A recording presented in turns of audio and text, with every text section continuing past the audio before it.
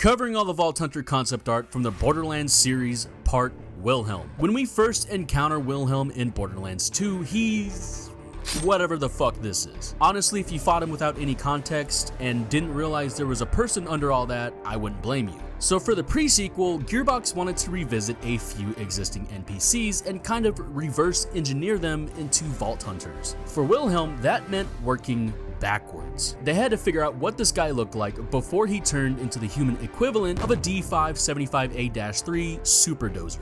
But there's a problem. Wilhelm's Borderlands 2 model is not very unique at all. In fact, what they did was put the torso of a Hyperion engineer on top of a loader bot's lower half, upscaled it, and tweaked it with a few details here and there. So the challenge was, how do you take what's basically an asset flip and turn it into a fully playable character? Surprisingly, the concept artists were given a lot of creative freedom. You could keep him bald. Some of these design variations have him pretty bulked up with shaved or at least very little hair. You could also take that reused Hyperion engineer model and keep that as his profession. A few of these pieces do have him look very mechanic-y, but the devs wanted to use this as an opportunity to dig deeper into his backstory. See, Wilhelm was born with a degenerative bone disease, and he had to get cybernetic implants as a child. Implants that would later become an addiction of his as they allowed him to get revenge on those who wronged him. These augments and his aggression naturally led him towards life as an intergalactic mercenary.